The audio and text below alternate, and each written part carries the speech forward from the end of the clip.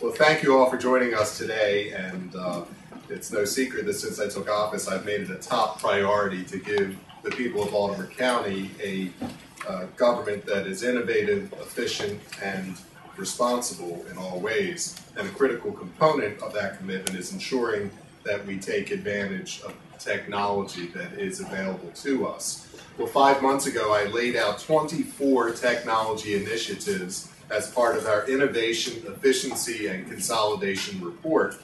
And all of those projects are to be implemented no later than October of next year. Many of these projects, such as the Police Department's iWatch program, are already underway. And today I'm very pleased and proud to announce the completion of another important technology initiative that promotes our goals of innovation, efficiency, and consolidation. Baltimore County's new and improved My Neighborhood Tech tool, which allows anyone to access a wealth of internal county GIS data in one central online location.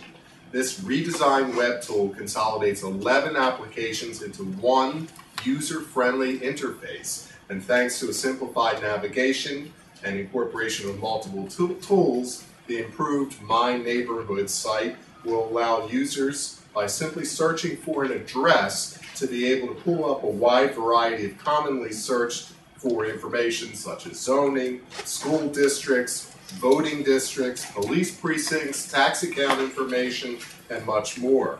This site also provides links to other state agency websites such as the Maryland Department of Environment or the Maryland Department of Assessments and Taxation, making it possible to expand a search for further information to another site without having to leave the existing site and starting all over again.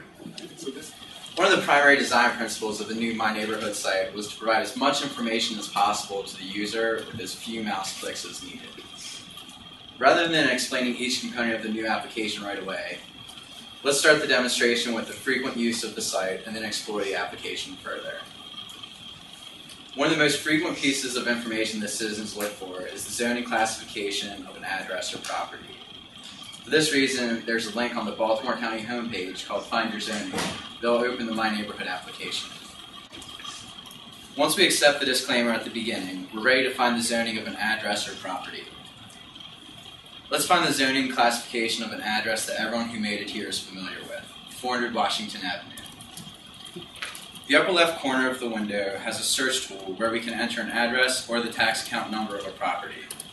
All we need to do is fill in the address we're looking for and press enter or search.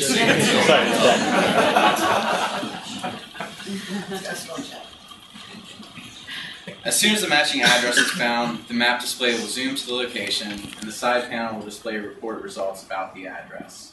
One of the first results is the zoning of this address. We see that 400 Washington Avenue has a zoning classification of BMCT. What is BMCT?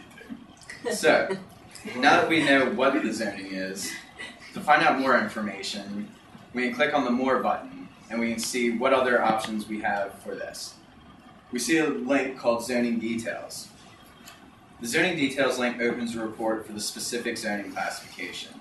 The report shows us the permitted uses within this type of zoning. This report also provides a link to the Citizen's Guide to Planning and Zoning. So let's say that we still have a question about the zoning of this property. At the bottom of the side panel is a list of additional information related to the map display. We can see that there's a link to the Zoning Review Office Frequently Asked Questions page. We can quickly open this web page to see if this answers our question about zoning. Now let's look at some of the other information available besides zoning. Let's say that the property is a location we're potentially moving to. If we have school-aged children, we might want to know what the school district is for the property. We can see which elementary, middle, and high school children at this address would attend. If we wanted to know more about one of these schools, we could look at the More options, and there's a link to the public schools directory. If we're buying this property rather than renting, we probably want to know about the tax assessment information.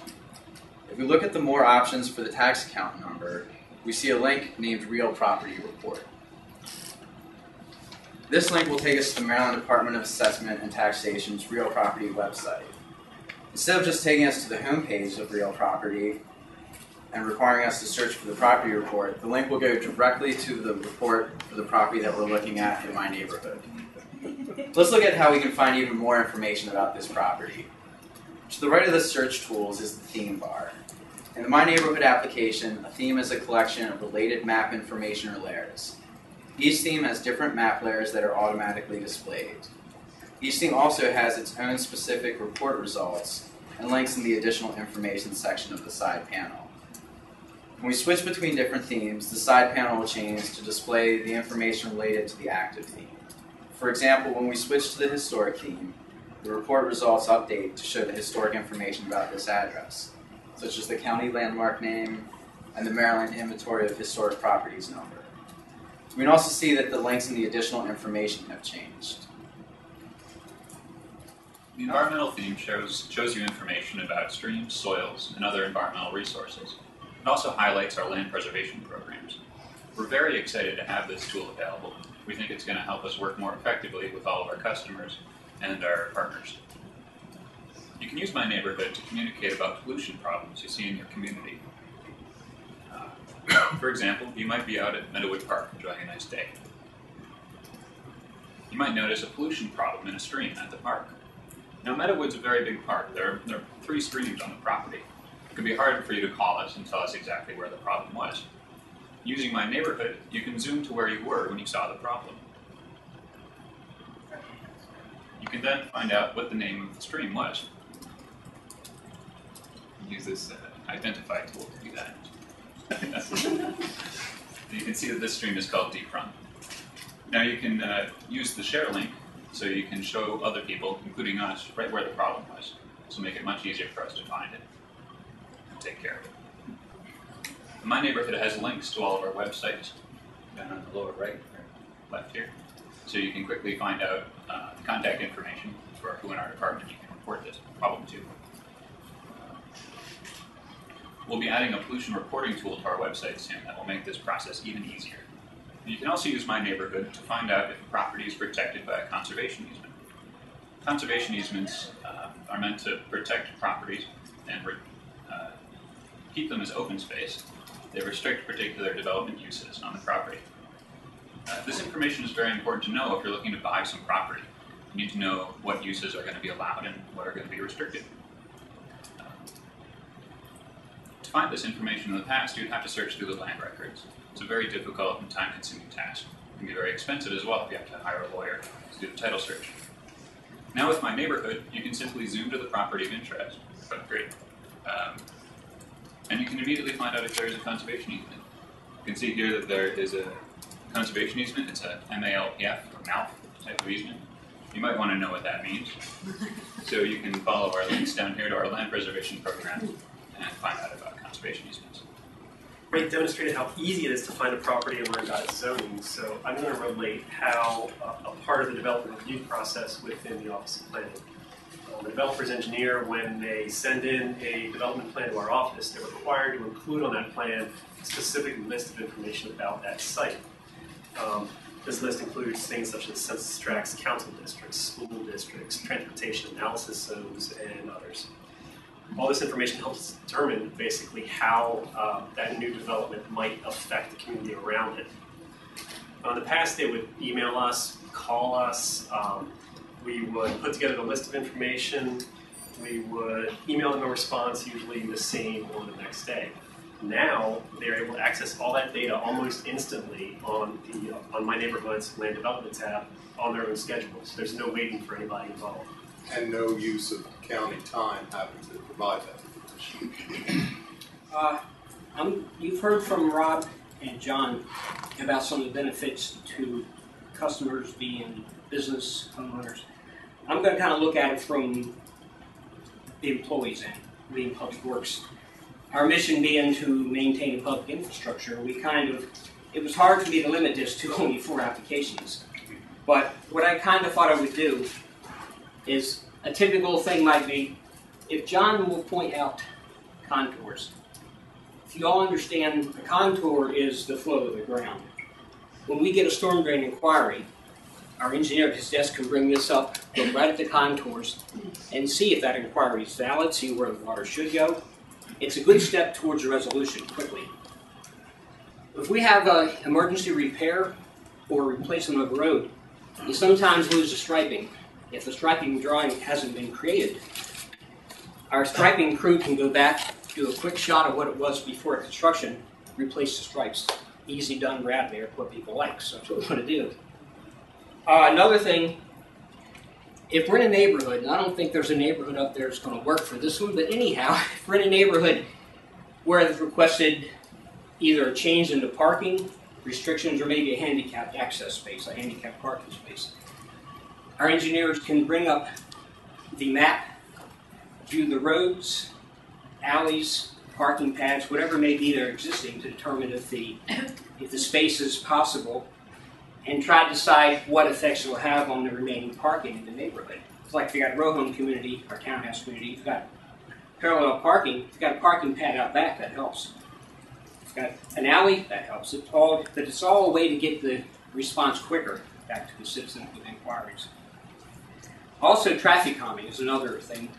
Our engineers can take a quick look at a road before he goes to the neighborhood and know about the layout of the street, where a good place for the traffic calming would be if it's placed. That way, in community association, you're kind of ready. And the last thing I want to bring up is one of the things that John will go to find how, we have on here something called key sheet and position sheet. Normally, you just have one position sheet. That's a huge piece of property. Those are grids which we store our drawings, our construction drawings by. All of our construction drawings have been scanned into a document management system for quick retrieval and good storage, easy storage. With those numbers, someone can come in and say, I need key sheet south-southwest or position sheet 44 northwest 12, go right to that block, and every drawing in that block we'll be ready to look at. So they can look at water, sewer, construction, storm drainage roads, it's all right there. Which is handy for people who want to build on a new lot, possibly add an addition, sometimes in what is required. And I think it saves a lot of time for people who want to come in here and be ready when they get here. We're very excited in the Department of Economic Development about the potential this offers, having good current information, especially information that is so visually pleasing, useful, and user-friendly is really important for the companies we work with, the property owners, site location consultants that are helping businesses around the country decide if they want to open a location in Baltimore County. And I think that this program really puts Baltimore County's best foot forward. It shows that you can get all of the information, perhaps not all of it, but a tremendous amount of the information that you need in a one-stop place here. And John, I think, is going to help us look at one thing that we often get questions about, and that is whether or not my property is in an enterprise zone, or whether the property that I'm thinking about buying and putting my business on is in an enterprise zone. An enterprise zone offers tax credits for taxes as well as job creation incentives. So I think we're going to go to a site on Benson Avenue. Yep. We're in our Southwest Enterprise Zone. Southwest Enterprise Zone, and you can see there, you can find out what their zoning is, you can find out what the name of the research of the park, business park that it's in. And then if you zoom out to the full extent of the Enterprise Zone layer, you can see everything in yellow is part of our Southwest Enterprise Zone. So we think that this is just a terrific tool to help businesses be able to understand where they are, what the opportunities are near sites that they either own or are interested in. Also, the links to all of the demographic data, the zoning data is all tremendously useful, and I think will cut down a lot on staff time and having to answer these questions.